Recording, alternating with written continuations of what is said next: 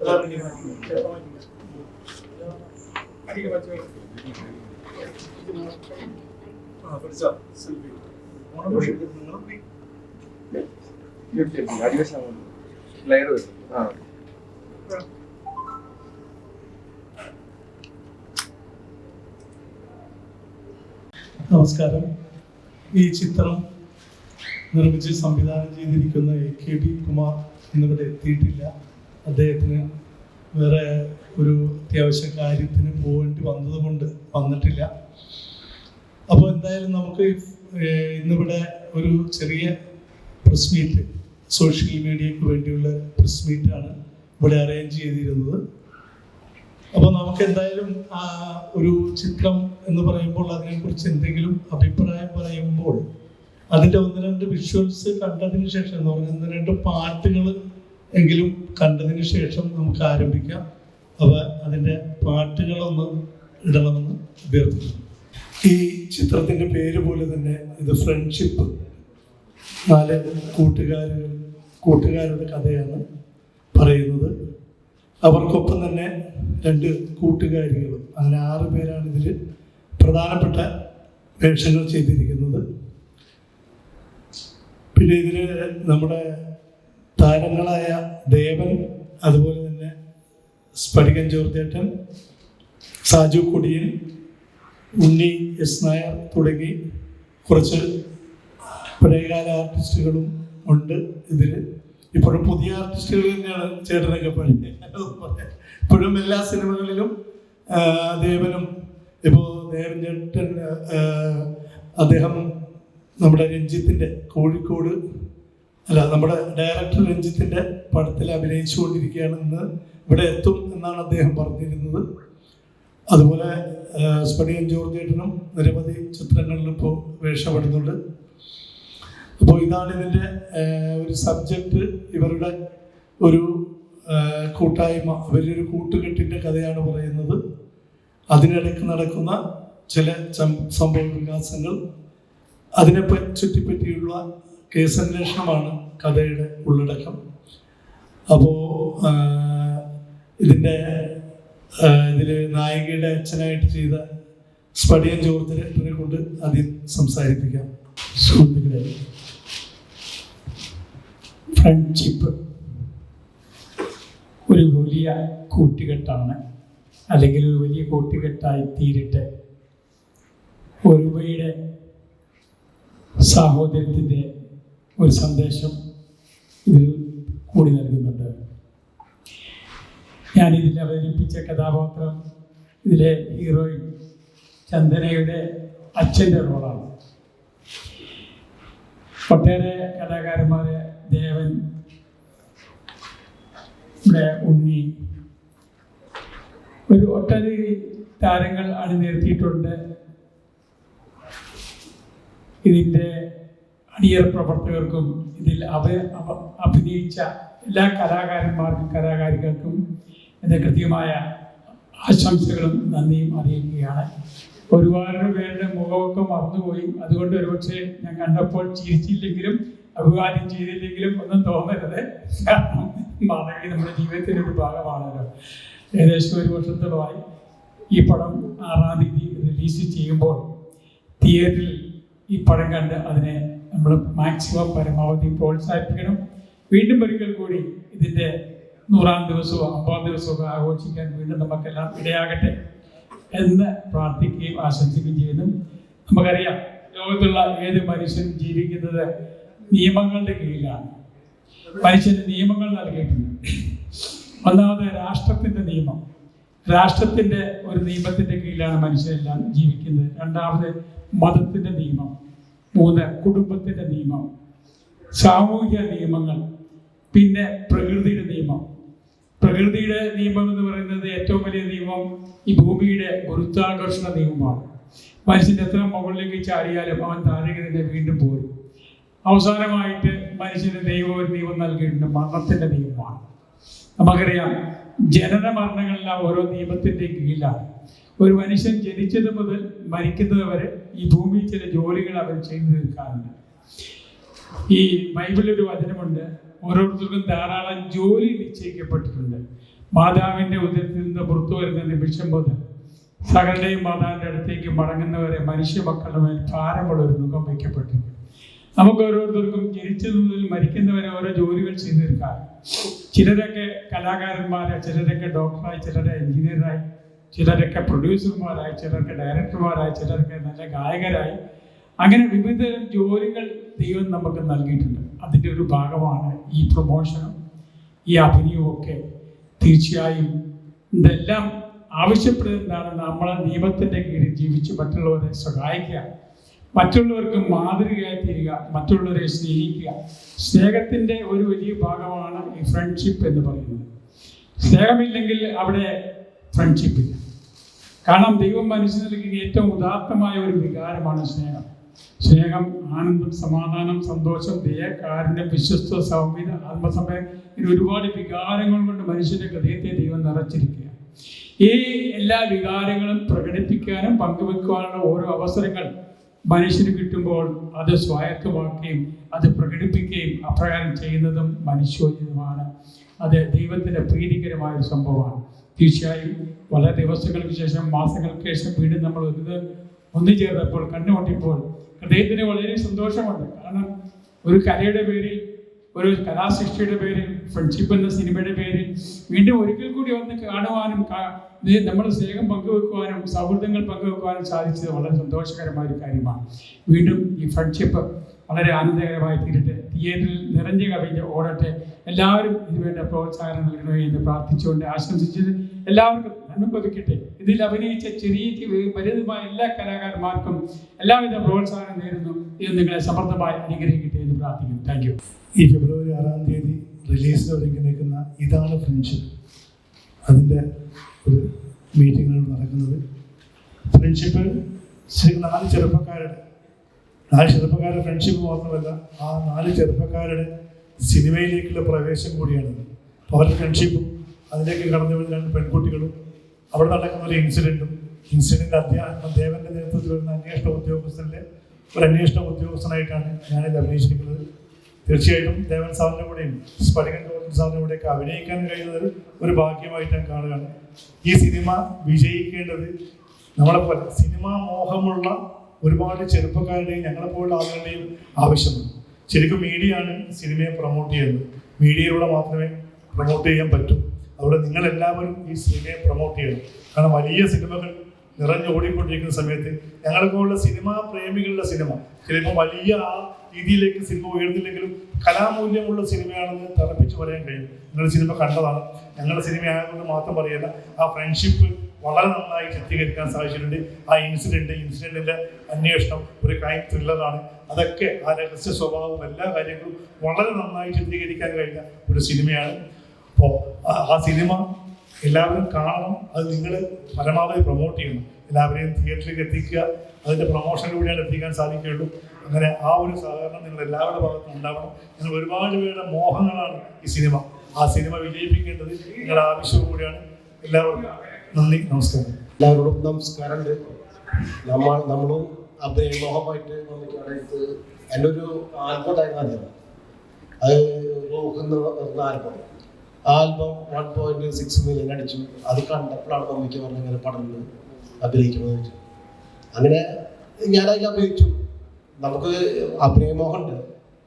എന്തായാലും ഈ പടം 4 സോങ്ങിൽ ഒരു സോങ് ദുബായിൽ ഞാനാണ് ഡയറക്ഷൻ ചെയ്തിട്ടുള്ളത്.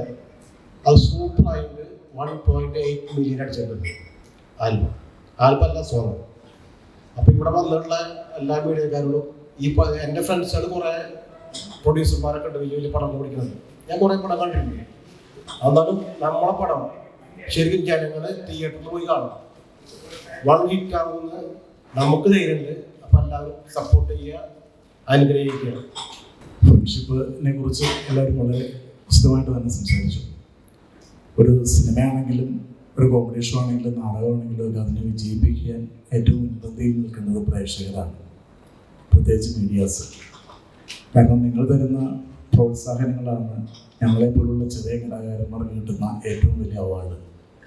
അപ്പോൾ ഈ സിനിമയെ തീർച്ചയായിട്ടും നിങ്ങളെല്ലാവരും നല്ല രീതിയിൽ തന്നെ പ്രൊമോട്ട് ചെയ്യുക. എല്ലാ ബഹുമാന്യ പ്രേക്ഷകരും തിയേറ്ററിൽ പോയി ചിത്രം കണ്ട് ഞങ്ങളെപ്പോലുള്ള കൊച്ചു കലാകാരന്മാരെ പ്രോത്സാഹിപ്പിക്കുകയും ഈ ചിത്രത്തെ ഒരു വൻ വിജയമാക്കി തീർക്കണമെന്ന് മാത്രം പ്രാർത്ഥിച്ചുകൊണ്ട് ഈ സിനിമയിൽ എന്നോടൊപ്പം പ്രവർത്തിച്ച എല്ലാവർക്കും നന്ദിയും സ്നേഹവും അറിയിക്കുന്നു. Thank you. Myself RJ Kiran. ഒരു ആർജെ ബാക്ക്ഗ്രൗണ്ടിൽ നിന്നാണ് ഒരു ആക്ടർ എന്ന നിലയ്ക്ക് മമ്മിക്ക് എന്നെ എത്തിച്ചിട്ടുള്ളത്. ഞാൻ കൊമേഴ്ഷ്യൽ റേഡിയോസിലും അതുപോലെ ഓൺലൈൻ റേഡിയോസിലൊക്കെ വർക്ക് ചെയ്തൊരു ആർജെ ആയിരുന്നു. എൻ്റെ ഒരു പരസ്യം, ഒരു തമാശ രൂപത്തിലുള്ള ഒരു പരസ്യം, ഒരു ആഡ് ഇൻസ്റ്റാഗ്രാമിലെല്ലാം റീല് കാണുന്നുണ്ടാവും. അതിലൊരു പരസ്യം കണ്ടിട്ടാണ് മമ്മിക്ക് എന്നെ കോൺടാക്ട് ചെയ്യുന്നത്. എൻ്റെ നമ്പർ കണ്ടുപിടിച്ച് എന്നെ കോൺടാക്ട് ചെയ്തു. ഇങ്ങനൊരു പടമുണ്ട്, സബ്ജക്റ്റ് കേൾക്കാൻ താല്പര്യമുണ്ട് ചോദിച്ചു. അപ്പോൾ അതിനു മുമ്പ് തന്നെ പറയട്ടെ, ഞാൻ നിങ്ങളിൽ ഒരാളായിട്ട് അവിടെ ഇരിക്കുന്ന ഒരു വ്യക്തിയായിരുന്നു. അങ്ങനെ ആങ്കർ കൂടിയായിരുന്നു, സെലിബ്രിറ്റി ഇൻ്റർവ്യൂസ് എടുക്കുന്ന ഒരാൾ. അപ്പോൾ ഞാനിങ്ങനെ ചിന്തിക്കാറുണ്ട്, ഇങ്ങനെ ഒരു അവസരം ഇത്രയും നാളും ക്യാമറയുടെ പുറകിൽ അല്ലെങ്കിൽ ക്യാമറയുടെ തൊട്ട് മുമ്പിലൊക്കെ ഇരിക്കുന്ന ഒരാൾ ഒരു സ്റ്റേജിൽ എത്താന്ന് പറഞ്ഞാൽ അത് എന്നെ സംബന്ധിച്ചോളം എൻ്റെ ജീവിതത്തിലെ ഒരു വലിയൊരു മൈൽ സ്റ്റോൺ ആയിട്ടാണ് ഞാൻ കാണുന്നത്. Big thanks to Mammikka. മമ്മിക്ക് ഇല്ലെങ്കിൽ ഞാൻ ഇന്നിവിടെ ഇല്ല. അപ്പോൾ ആ ഒരു സ്റ്റോറി പറഞ്ഞ് കേട്ടപ്പോൾ ഇറ്റ്സ് വെരി ഇൻട്രസ്റ്റിംഗ്. ഇതിൽ ഹ്യൂമർ ഉണ്ട്, ഹ്യൂമറിൻ്റെ മെയിൻ ആൾ നമ്മുടെ കൂടെയുണ്ട്. ഓരോ ഷോട്ട് കഴിയുമ്പോൾ, ഓരോ സീൻ കഴിയുമ്പോൾ കട്ട് പറഞ്ഞു കഴിഞ്ഞാൽ ഉണ്ണിച്ചേട്ട ഒരു കൗണ്ടർ ഉണ്ടാവും. ആ കൗണ്ടർ എന്താ നേരത്തെ ഇടാത്തത് ഞാൻ ചോദിക്കാറുണ്ട്. എപ്പോഴും കൗണ്ടർ അടിച്ച് ഞങ്ങൾ ചിരിപ്പിക്കുക എന്നുള്ളതാണ്. അത് ചന്ദനയ്ക്കും അറിയാം, എപ്പോഴും കൗണ്ടർ അടിക്കുന്ന ഒരു വ്യക്തിയാണ്.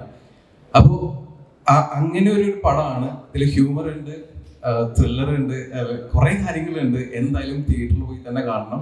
തിയേറ്ററിൽ എന്നാലാണ് ഇതിൻ്റെ സസ്പെൻസ് എന്താണെന്ന് നമുക്ക് മനസ്സിലാക്കാൻ പറ്റുള്ളൂ. വൺസ് അഗെയിൻ നമ്മൾ ഓരോരുത്തരും സഹകരിച്ചാൽ തന്നെയാണ് നമുക്ക് ഈ ഒരു മൂവി, ദി ഫ്രണ്ട്ഷിപ്പ് എന്ന മൂവി നമുക്ക് ഒരു ഹിറ്റാക്കി മാറ്റാൻ പറ്റുള്ളൂ. അപ്പോൾ നിങ്ങളുടെ സൈഡിൽ നിന്നൊരു ബെസ്റ്റ് വിഷസ് ഞങ്ങൾ പ്രതീക്ഷിക്കുന്നു. Thank you. എല്ലാവർക്കും നമസ്കാരം. ഞാൻ ചന്ദന അരവിന്ദ്, ഫ്രണ്ട്ഷിപ്പ് എന്ന മൂവിയുടെ ഹീറോയിനാണ്. പിന്നെ ഒരുപാട് സന്തോഷം ഈ ഒരു മൂവിയുടെ ഒരു ഭാഗമാവാൻ കഴിഞ്ഞതിൽ ഒരുപാട് സന്തോഷം. സ്ഫടികം ജോർജ് സാറിൻ്റെ മകളായിട്ടുള്ള ക്യാരക്ടറായിരുന്നു ചെയ്തത്. അത് തന്നെ ഒത്തിരി സന്തോഷം. നമ്മൾ ഈ തിയേറ്ററിലും ടി വിയിലൊക്കെ കാണുന്ന ഒരു വലിയൊരു ആക്ടറിൻ്റെ മകളായിട്ട് ചെയ്യാൻ പറ്റുക, അത് തന്നെ വലിയൊരു സന്തോഷം. പിന്നെ ഞാൻ ചെയ്ത മൂവി കുട്ടൻ്റെ ശിനിഗാമി എന്ന മൂവിയായിരുന്നു. ഇന്ദ്രൻ സേട്ടനും ജാഫർ ഇക്കയും ഒക്കെ ഉള്ള മൂവിയായിരുന്നു ഹീറോയിനായിട്ട് ചെയ്തത്. പിന്നെ തമിഴ് മൂവി ചെയ്തിട്ടുണ്ട്. പിന്നെ ഫ്രണ്ട്ഷിപ്പിന്റെ മൂവിനെ പറ്റി പറയുകയാണെങ്കിൽ ഇപ്പം വരാൻ പോകുന്ന 6-ാം തീയതി റിലീസ് ആണ്. എല്ലാവരും കാണണം, എല്ലാവരുടെ സപ്പോർട്ടും ഉണ്ടായിരിക്കണം. മൂവി എന്തായാലും നല്ല ഒരു കിടിലൻ മൂവി ആയിരിക്കും.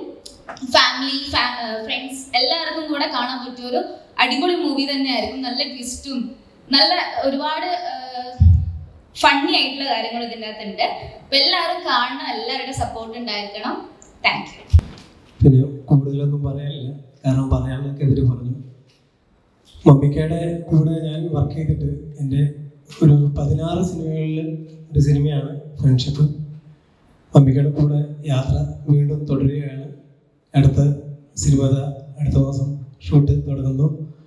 ഫ്രണ്ട്ഷിപ്പിനെ പറ്റി പറയുകയാണെന്നുണ്ടെങ്കിൽ ഫ്രണ്ട്ഷിപ്പ് ഒരുപാട് അനുഭവങ്ങൾ തന്നിട്ടുണ്ട്, ഒരുപാട് ഫ്രണ്ട്ഷിപ്പിനെ നമുക്ക് തന്നിട്ടുണ്ട്. അപ്പോൾ എല്ലാവരും 6-ാം തീയതി തിയേറ്ററിൽ പോയിട്ട് സിനിമ കാണുക, വിജയിപ്പിക്കുക. Okay, thank you. ഈ കാലഘട്ടത്തിൻ്റെ ഒരു സബ്ജക്റ്റ് തന്നെയാണ് അത്. 4 ഫ്രണ്ട്സിൻ്റെ കഥയിൽ തുടങ്ങി അവരുടെ കൂടെ ജോയിൻ ചെയ്യുന്ന 2 ഫ്രണ്ട്സായിട്ടുള്ള 2 പെൺകുട്ടികളും അങ്ങനെ വന്നു. അത് ഈ കാലഘട്ടത്തിൽ തന്നെയുള്ള കഥയാണ്. അതിൻ്റെ ഫുൾ കഥ നമുക്ക് പറയാൻ പാടില്ല, അതിൻ്റെ സസ്പെൻസ് പോലെ. അപ്പം അതുകൊണ്ട് ഈ കാലഘട്ടത്തിന് ചോദിച്ച ഒരു പടം തന്നെയായിട്ട് തോന്നിയത് കൊണ്ട് തന്നെയാണ് ചെയ്തത്.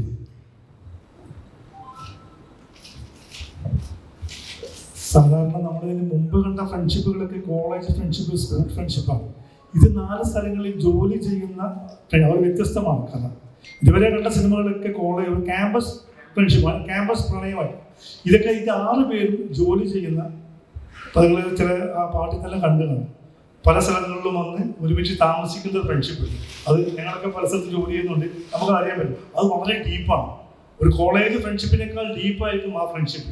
അപ്പോൾ ആ ഫ്രണ്ട്ഷിപ്പിൽ ആ ലവിന് വ്യത്യാസമുണ്ട്, സ്നേഹത്തിന് വ്യത്യാസമുണ്ട്. അവർ മറ്റേ ക്യാമ്പസ് പ്രണയം എന്ന് പറഞ്ഞാൽ ഒരു പ്രണയം മാത്രമാണ്. ഇത് ജീവിത സാഹചര്യങ്ങൾ മനസ്സിലാക്കിക്കൊണ്ടുള്ള പ്രണയമുണ്ട്. അപ്പോൾ ആ പ്രണയത്തിന് പ്രാധാന്യം കൊടുക്കുന്നുണ്ട്. മറ്റു കാര്യം അമ്മയ്ക്ക് പറഞ്ഞ പോലെ അതിന് ശേഷം നടക്കുന്ന കാര്യങ്ങൾ സിനിമയിൽ തന്നെ കാണണം. നിന്നിട്ടുണ്ടല്ലോ. അപ്പോൾ ഫ്രണ്ട്ഷിപ്പ് എന്ന് പറഞ്ഞ സിനിമ വരുമ്പോൾ നമ്മുടെ മനസ്സിലേക്ക് വരുമ്പോൾ അക്കരക്കര തൊട്ട് അല്ലെങ്കിൽ ഫ്രണ്ട്സ് തൊട്ട് അല്ലെങ്കിൽ ഏറ്റവും അവസരം വരുന്ന ലാഡ് എന്ന് പറഞ്ഞ എല്ലാ സിനിമകളിലും നമ്മൾ ഫ്രണ്ട്ഷിപ്പ് ഒരുപാട് കണ്ടിട്ടുണ്ട്. ഇപ്പോൾ ഫ്രണ്ട്ഷിപ്പ് ഒരു ജോണർ വീണ്ടും മലയാളത്തിൽ വരിക എന്ന് പറയുമ്പോൾ ഒരുപാട് ക്ലീഷേ ബ്രേക്കിംഗ് ഉണ്ടെങ്കിലാണ് ഇപ്പോഴത്തെ ക്രിട്ടിക്സ് ആയിട്ടുള്ള ഓഡിയൻസ് അക്സെപ്റ്റ് ചെയ്യുള്ളൂ. അപ്പോൾ ഈ ഒരു ഫ്രണ്ട്ഷിപ്പ് എന്ന് പറഞ്ഞ മൂവിയിലേക്ക് എത്തുമ്പോൾ ഈ ഒരു ഫ്രണ്ട്ഷിപ്പ് എന്ന് പറഞ്ഞ ജോണറിൽ തന്നെ എത്രത്തോളം ക്ലീഷേ ബ്രേക്കിംഗ് ഉണ്ടെന്നാണ് തോന്നുന്നത്? ക്ലീഷില്ലാതെ ഈ ഒരു കാലഘട്ടത്തിൽ പടം ഉണ്ടോ എന്നുള്ളത് നമ്മൾ ചിന്തിക്കേണ്ടിയിരിക്കും. ഉണ്ണിച്ചേട്ടൻ എന്താ പറയുക, ക്ലീഷ ഉണ്ടോ? ഓക്കെ, നമ്മുടെ പേര് കണ്ടിട്ടല്ലല്ലോ നമ്മൾ ഓരോ സിനിമ വിലയിരുത്തേണ്ടത്. അവിടെയാണ് ഓരോ സിനിമ മാറുന്നത്. അതായത് നമ്മളിപ്പോൾ ഇപ്പം ഇറങ്ങിയ എല്ലാ പടങ്ങളായാലും പണ്ടത്തെ പടങ്ങളായാലും പേര് പോലെയല്ല സിനിമ. അത് തന്നെയാണ് ഇവിടെ എനിക്ക് പറയാനുള്ളത്. ഇതിൽ ഫ്രണ്ട്ഷിപ്പ് ഉണ്ടെങ്കിലും ഫ്രണ്ട്ഷിപ്പിന് അപ്പുറത്തേക്ക് കുറെ കാര്യങ്ങളുണ്ട്. അത് ഈ ഒരു 2026 വളരെ അനുയോജ്യമായ ഒരു സബ്ജക്റ്റ് തന്നെയാണ് നമ്മൾ ഈ സിനിമയിൽ കൂടെ കാണിക്കുന്നത്.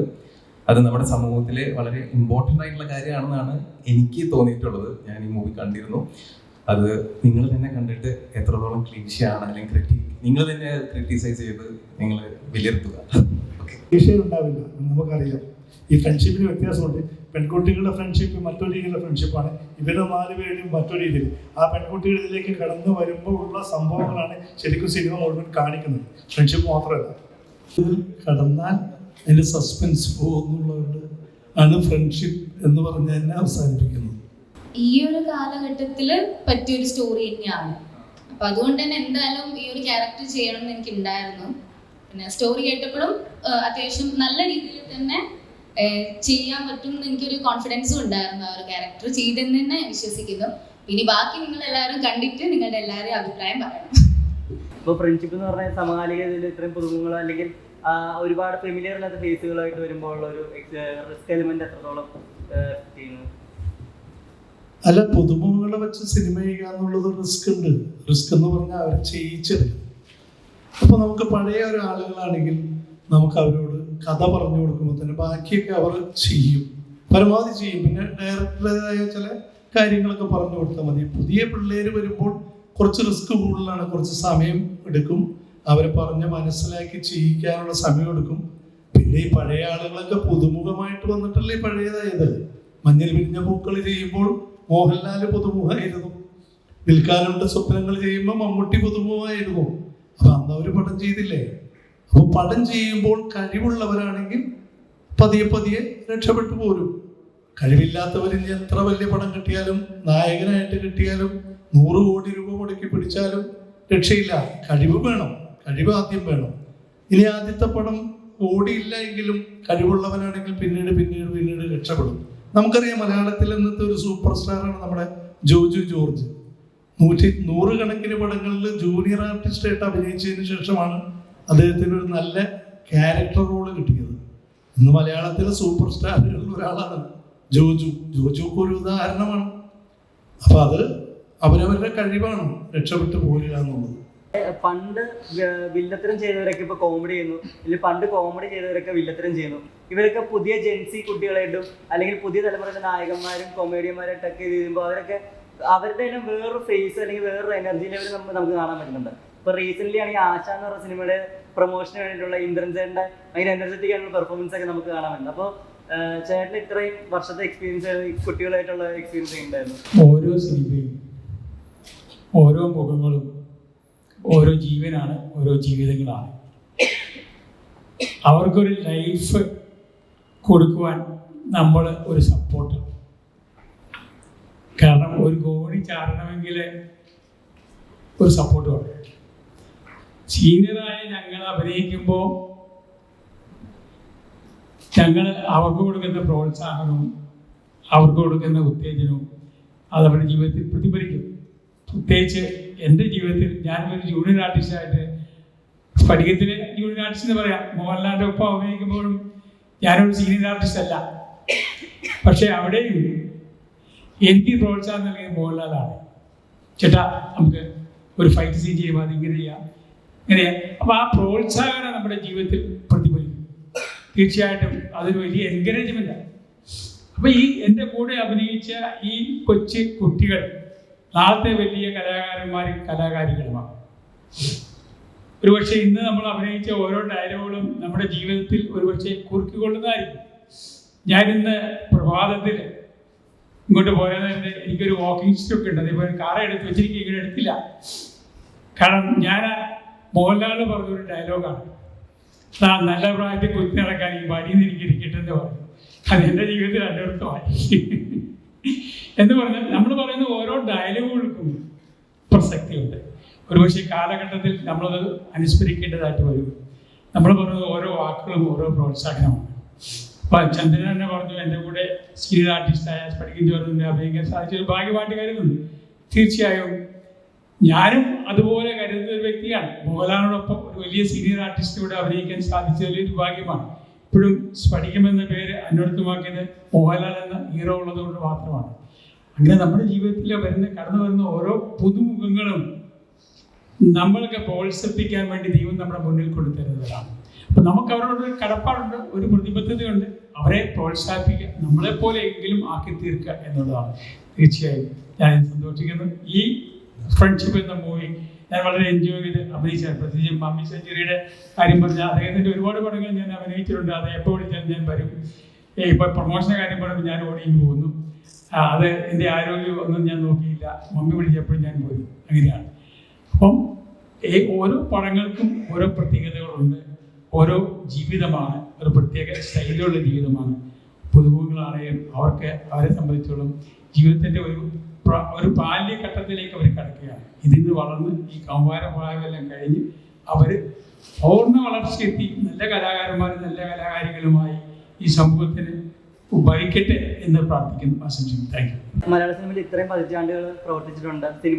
മലയാള സിനിമയുടെ എല്ലാ മാറ്റങ്ങളും കണ്ടിട്ടുണ്ട്. പക്ഷേ ഈ കഴിഞ്ഞ 2 വർഷങ്ങളായിട്ട് മലയാള സിനിമയ്ക്ക് ഒരുപാട് നേട്ടങ്ങൾ ഉണ്ടായിട്ടുണ്ട്. അതായത് നമ്മുടെ പ്രിയപ്പെട്ട ലാലേട്ടന് ഫാൽക്കെ അവാർഡ് കിട്ടുന്നു. ഈ വർഷം ഇപ്പോൾ ഇന്നലെയാണ് മമ്മൂട്ടിക്ക് പത്മഭൂഷൺ നൽകി ആദരിച്ചത്. അപ്പോൾ മലയാള സിനിമകൾക്ക് ഒരുപാട് അവാർഡുകൾ കിട്ടി. മറ്റു ഇൻഡസ്ട്രീസും മലയാള സിനിമയെ റെക്കഗ്നൈസ് ചെയ്യുന്നുണ്ട്. അപ്പോൾ മലയാള സിനിമയ്ക്ക് ഇത്രയും റെക്കഗ്നൈസേഷൻസ് കിട്ടാൻ ഇത്രയും വർഷം കൊടുത്തത് ഒരുപാട് വൈകിപ്പോയതായിട്ട് സാറിന് ഫീൽ ചെയ്യുന്നുണ്ടോ? ഓരോന്നിനും ഓരോ കാലമുണ്ട്, ഓരോ സമയമുണ്ട്. അത് വൈകിപ്പോയി എന്നെനിക്ക് തോന്നുന്നില്ല. വൈകിയാലും കുഴപ്പമില്ല, നമ്മളെല്ലാവരും അംഗീകരിക്കുന്നുണ്ട്. നമ്മൾ സ്നേഹിക്കുന്ന ഒരു കലാകാരന് ഒരു അവാർഡ് കിട്ടുമ്പോൾ തീർച്ചയായും ആ സ്നേഹം നമ്മളിൽ നിറഞ്ഞ് കവിയുകയാണ്. നമ്മളെപ്പോലെ അഭിനയിക്കുന്ന ഒരു വ്യക്തിത്വമാണ് അദ്ദേഹം. പക്ഷെ അദ്ദേഹത്തെ ആദരിച്ചതിൽ വളരെ സന്തോഷമുണ്ട്. വൈകിയെന്ന് നമുക്ക് പറയാൻ പറ്റില്ല. ഒരുപക്ഷെ ഓരോ കാലഘട്ടത്തിൻ്റെ ആവശ്യമായിരിക്കും അത്. തീർച്ചയായും ഞാൻ നിങ്ങളോടൊപ്പം സന്തോഷിക്കുന്നു. ഇനിയും ഈ സമൂഹത്തിൽ നിന്നും ഏറ്റവും ചെറിയ കലാകാരന്മാരും കലാകാരികളും വളർന്ന് അവാർഡുകൾ വാങ്ങട്ടെ എന്ന് ആശംസിക്കുന്നു, പ്രാർത്ഥിക്കുന്നു. Thank you. ഈ ചിത്രങ്ങളുടെ വിജയവും പരാജയവും ഒക്കെ ഒരു വിധി എന്ന് തന്നെ പറയാൻ പറ്റുള്ളൂ. ഈ പടം നന്നായാലേ പടം ഓടുള്ളൂ. ഇപ്പം ഞാൻ ആദ്യമായിട്ട് ചെയ്ത ചിത്രം ജൂനിയർ മാൻഡ്രേക്ക് എന്ന ചിത്രമാണ്.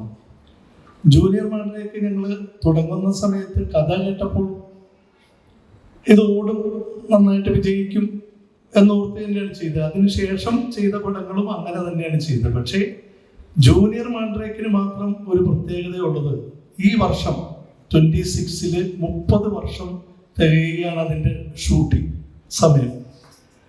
96 നവംബറോട് കൂടിയാണ് അതിൻ്റെ ഷൂട്ടിംഗ് ആരംഭിക്കുന്നത്. അപ്പോൾ ഇപ്പോൾ 2026 30 കൊല്ലം തികയാണ്. 3 ദിവസം മുമ്പ് വന്ന ഒരു പോസ്റ്ററിലും ഒരാൾ കുറച്ച് രാഷ്ട്രീയത്തിൽ ഒരു വർഗീയ വിഷം വരുന്ന കുറച്ച് കാര്യങ്ങൾ കാണിച്ചപ്പോൾ അദ്ദേഹത്തിൻ്റെ തല മാൻഡ്രേക്കിൻ്റെ തലയായി വെച്ചൊരു സോഷ്യൽ മീഡിയയിൽ എല്ലാത്തിലും ഒരു കാർഡ് പോകും. അപ്പോൾ സത്യം പറഞ്ഞാൽ അത് നമ്മുടെ മുഖ്യമന്ത്രിയെയും പ്രതിപക്ഷ നേതാവിനെയും എല്ലാവരെയും കാണിച്ചുകൊണ്ട് പലതവണ വന്നിട്ടുണ്ട്. അപ്പോൾ ആ 30 വർഷത്തിന് ശേഷം ആ പടത്തിൻ്റെ പ്രസക്തി നിലനിൽക്കുന്നു എന്നുള്ളത് ഒരു വലിയ കാര്യമാണ്. അതിനുശേഷം ജൂനിയർ മാൻഡ്രേക്കിനേക്കാൾ ഒരുപാട് പൈസ കൂടുതൽ മുടക്കിയൊക്കെ പടം ചെയ്തിട്ടുണ്ട്. പക്ഷെ ആ ഒരു റേഞ്ച് കിട്ടില്ല. അപ്പോൾ എല്ലാം ഒരു നിമിത്തമാണ്. സിനിമ എന്ന് പറയുന്നത് പകുതി ഭാഗ്യം തന്നെയാണ്. എന്തായാലും ഈ പടം ഞങ്ങൾ നന്നായിട്ട് ചെയ്തിട്ടുണ്ട്. അതിൻ്റെ ഡയറക്ടറോട് വന്നിട്ടില്ലെങ്കിലും നന്നായിട്ട് ചെയ്തിട്ടുണ്ട്. അപ്പോൾ 6-ാം തീയതി റിലീസാണ്. നിങ്ങളുടെ എല്ലാവരുടെയും സഹകരണം വേണം. നിങ്ങൾ മാക്സിമം ഇതിന് പബ്ലിസിറ്റി തരണം എന്ന് അഭ്യർത്ഥിക്കുകയാണ്.